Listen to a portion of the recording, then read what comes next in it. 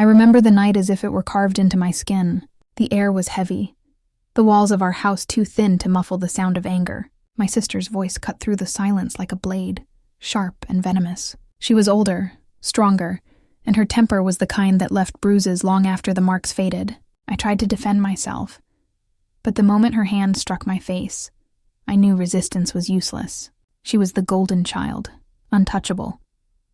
What haunts me more than her violence is what I saw when I looked past her shoulder. My parents, they were there, standing in the doorway watching. My mother's arms were crossed, my father's expression unreadable. Neither stepped forward. Neither raised a hand to stop her. Their silence was louder than her shouting, more painful than the sting of her fists. It wasn't just that they allowed it. It was that they chose not to see me. In that moment, I understood something cruel. My pain was invisible to them. My sister's wrath wasn't just hers. It was a reflection of what my parents believed too. That I didn't matter. That I deserved whatever came my way. I lay on the floor, my cheek throbbing, my heart splitting open with betrayal. She walked away smug, victorious. They turned off the light and left me in the dark. That was the night I stopped believing family meant safety. I was young, but the memory rooted itself deep inside me. Betrayal doesn't always roar. Sometimes it's silent, standing just a few feet away, doing nothing while you break apart. And in that silence, I lost something I would never regain. The belief that love and blood were the same thing. My sister never had to earn love. It was given to her like air, free and unquestioned. From the moment she opened her eyes each morning, my parents seemed to orbit around her, praising the smallest things as though she had hung the stars herself. If she drew a crooked flower, it was a masterpiece. If she shouted at me, it was just her being spirited. And if she hurt me, well, that was sibling rivalry. I quickly learned that in our house, there was a crown, and it belonged to her. She was the golden child, flawless in their eyes, immune to punishment. Her mistakes were forgiven before they were even acknowledged, while my smallest misstep was magnified into proof that I was a disappointment. When I cried after her assault, my mother pressed her lips into a thin line and said, "Don't exaggerate. Sisters fight. You'll forget about it tomorrow." But I didn't forget. I couldn't. Every bruise reminded me that I lived in a home where truth was twisted to fit the narrative of her perfection, invisible. That's what I became. If I spoke, my words floated past them unheard. If I achieved something at school, my father would nod absently and then turn to ask my sister about her day. She didn't need accomplishments. She was the accomplishment. I grew used to shrinking into corners, fading into silence, watching her shine while I withered. They built her pedestal with their own hands, and I was left standing in its shadow, drowning in the ache of being unwanted. The golden child didn't just wear her crown.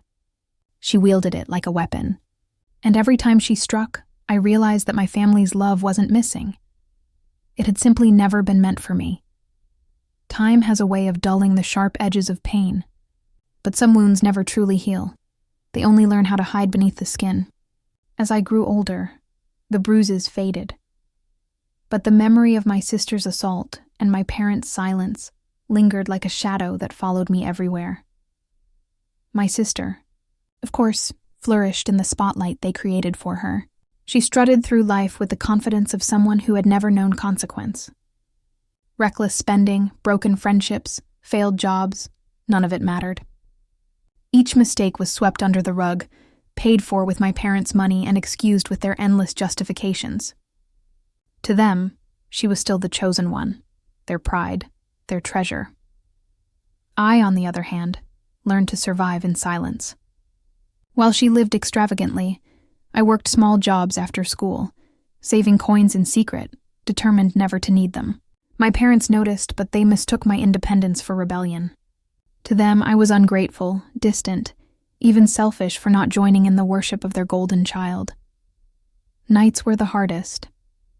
I would lie awake, staring at the ceiling, replaying that moment over and over, the strike of her hand, the emptiness in their eyes, the cruel weight of being invisible.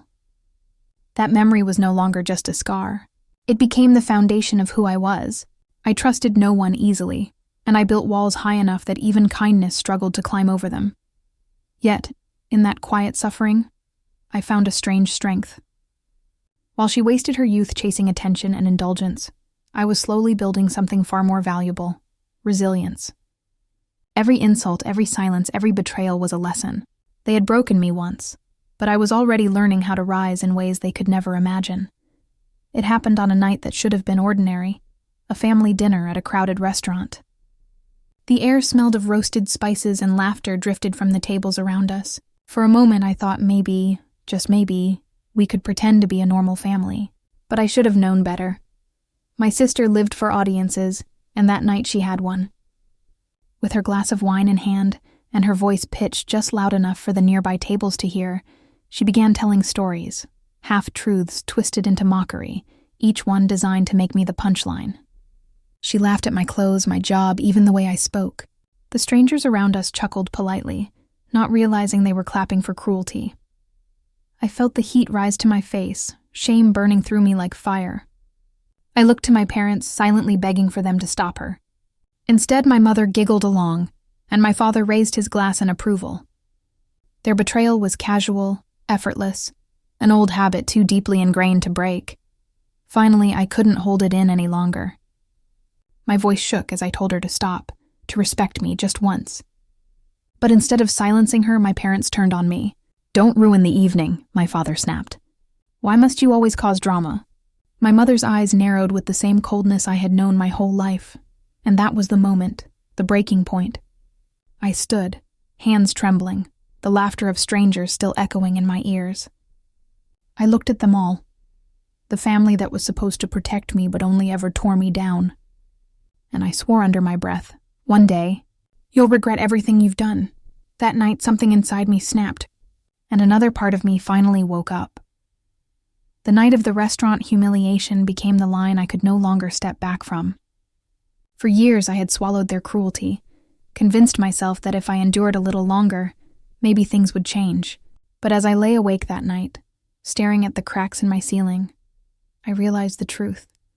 Nothing would ever change. My family didn't just fail to love me. They chose not to, and I couldn't keep choosing them. Leaving wasn't easy. I didn't storm out with a suitcase and dramatic words. Instead, I slipped away quietly, as if I had always been a ghost in their lives. I packed my clothes, my books, and the small envelope of savings I had scraped together from part-time jobs. No one asked me where I was going. No one tried to stop me. Their silence was the final confirmation that I had made the right choice.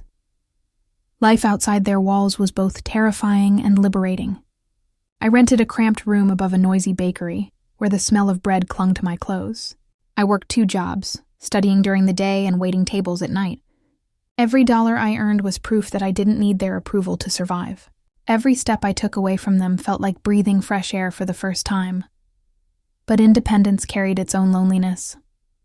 I watched my classmates laugh with families who cheered them on at graduations and birthdays, and I felt the hollow ache of what I had lost, or perhaps what I had never truly had. Bitterness curled inside me like a second heartbeat, a reminder that even freedom comes with scars. Yet, in that bitterness, there was strength. With no one to fall back on, I learned resilience. With no applause, I found motivation in proving myself to myself. Slowly, I built a life brick by brick: education, a stable job, and a sense of identity untangled from the shadows of my family. I was no longer their scapegoat or their punching bag. I was my own person, and though I carried the weight of betrayal, I also carried something stronger: the unshakable will to rise, even when no one wanted to see me stand. From a distance, it looked as though my sister's life was gilded in gold. Her social media feeds sparkled with designer clothes, exotic vacations, and smiling photographs with men who seemed to orbit around her like planets. To the world, she was still the golden child, adored and untouchable. But I had learned long ago that appearances could be carefully constructed lies. And soon, the cracks began to show. Her relationships, so loudly paraded, never lasted more than a few months. One by one, boyfriends disappeared, leaving her with nothing but whispered gossip and bitter tears. She spent recklessly, throwing money at luxuries to fill the void inside her. as though handbags and champagne could mask the emptiness. The pedestal my parents had built for her began to wobble, though they pretended not to notice. The truth was, their own world was collapsing too. My father's business, once steady, had been bleeding money for years. He ignored the warning signs, drowning in pride and poor decisions. My mother, ever complicit, spent beyond their means to maintain the illusion of status. They threw parties they couldn't afford, bought cars they didn't need, all to protect the fragile image of perfection they clung to. When creditors began circling, they whispered excuses to neighbors and friends, insisting everything was fine. At family gatherings, where I was no longer welcome, they smiled wider, laughed louder, desperate to convince the world they were still untouchable. But beneath the painted smiles, fear was gnawing at them. I heard about it through the grapevine, fragments of truth slipping through their carefully guarded facade.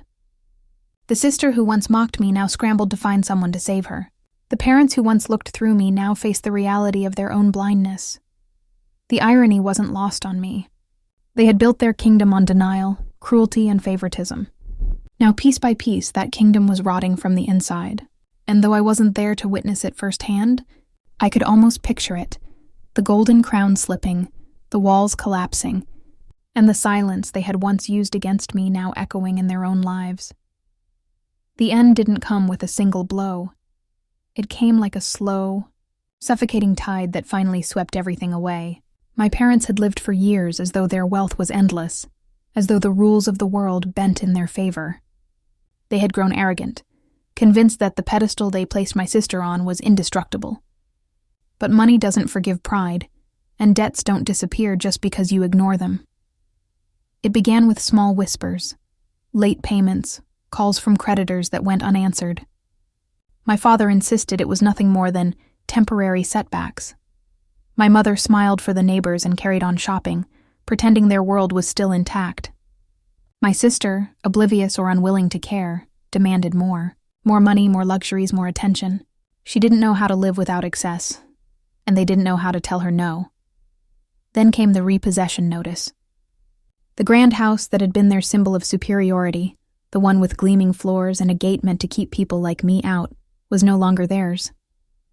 I heard from a distant relative that my father tried to argue, his voice cracking as if pride alone could pay the mortgage. My mother wept, not for the loss of stability, but for the shame of having neighbors watch their downfall. When the movers came to strip the house of furniture, the illusion shattered. The gilded life they had clung to was reduced to cardboard boxes scattered across a lawn that no longer belonged to them. For the first time, my sister couldn't hide her panic. The girl who once sneered at me now clutched her designer bags as though they could shield her from the truth. The empire had crumbled, and there was nowhere left to run. By the time the house keys were surrendered, they had nothing. Bank accounts drained, credit destroyed, reputation in ruins. The family who once looked down on me from their throne of wealth now wandered the city without a roof, without dignity. They became what they had feared most, ordinary, powerless, forgotten. And though I hadn't seen them yet, I could almost feel it, the weight of their humiliation, pressing down harder than any silence they had once used to crush me. It was a cold evening when I saw them again. The kind of night when the wind cuts straight through your coat and every shadow feels heavy. I had been walking home from work, my mind full of deadlines and ordinary concerns, when I noticed a small cluster of figures huddled on a street corner near the train station. At first, I might have walked past them like everyone else, another family caught in the merciless grip of hardship.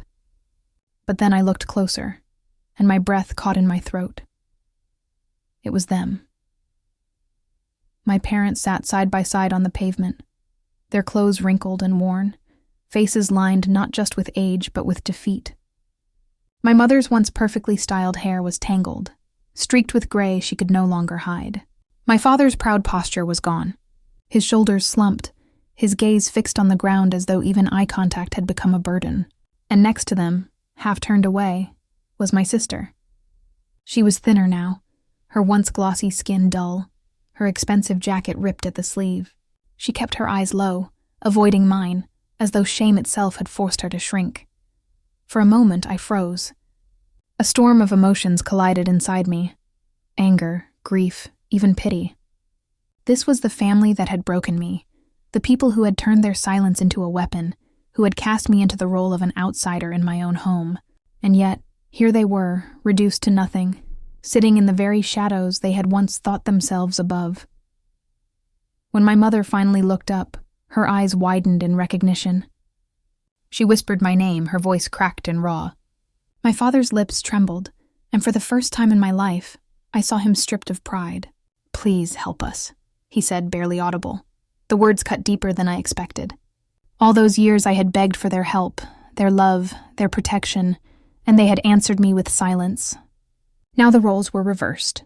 They were the ones begging, and I was the one with the power to choose. My sister glanced at me only once, her face twisting with something between resentment and shame.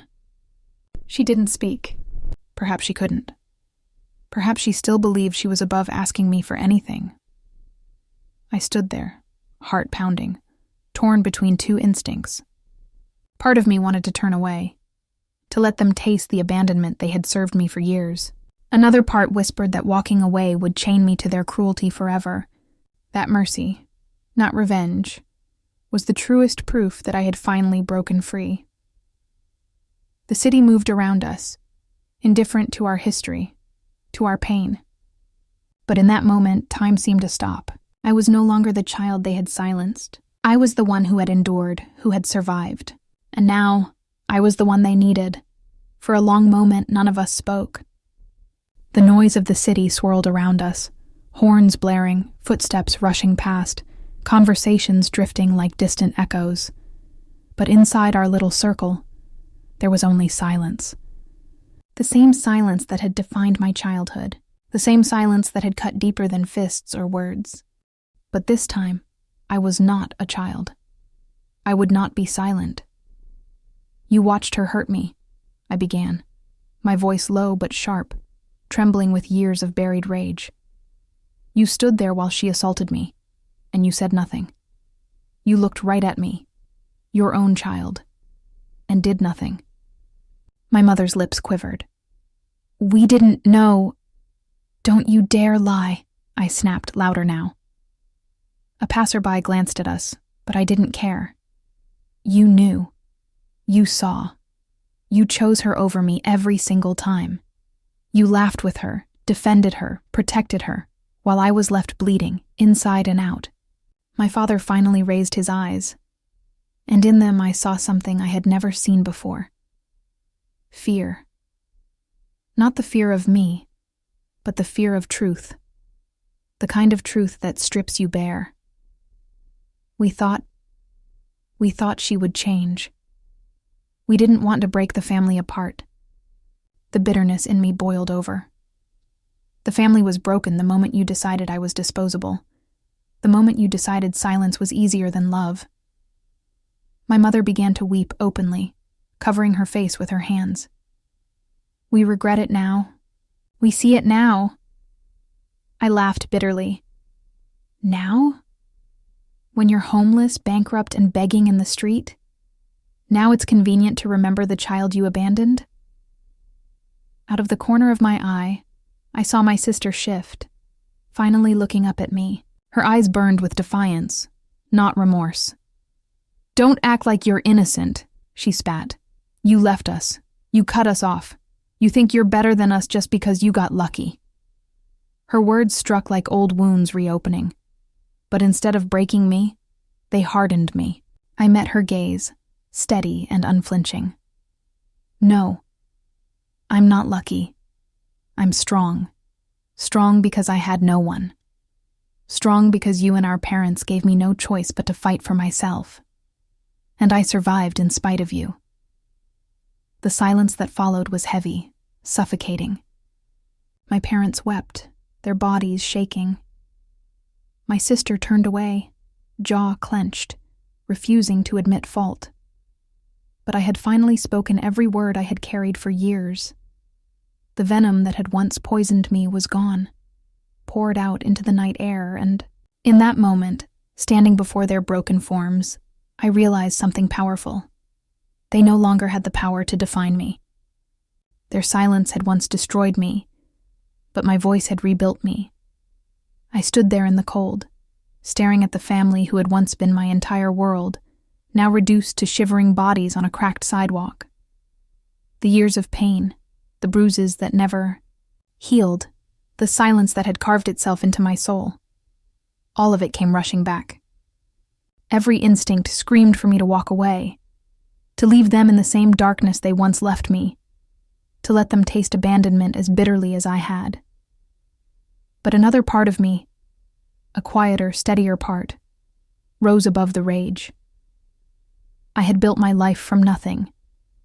I had crawled out of their shadows, brick by brick, into a world where I finally belonged to myself. If I walked away now, I realized, their cruelty would still own me.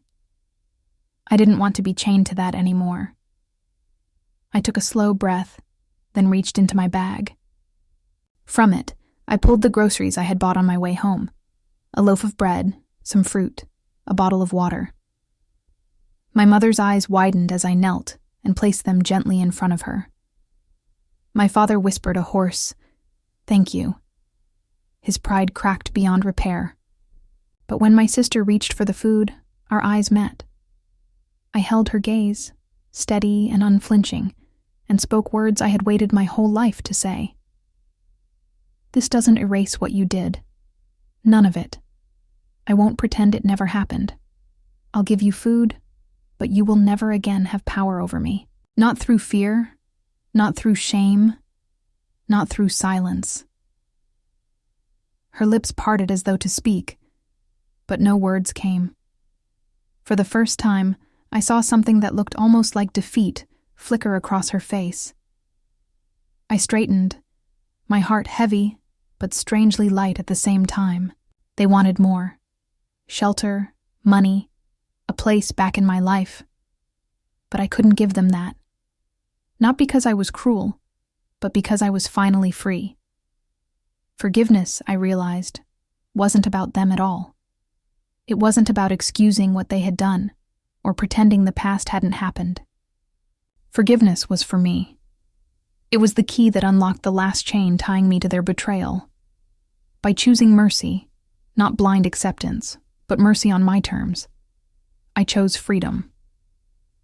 As I turned to walk away, I heard my mother's sobs echo against the concrete. My father called my name, voice cracking with desperation. My sister remained silent, her pride warring with hunger. But I didn't look back. They may be homeless and begging, but I am free. Their silence once broke me, but my silence now saves me. And for the first time in my life, I walked into the night carrying not the weight of their betrayal, but the strength of my own survival.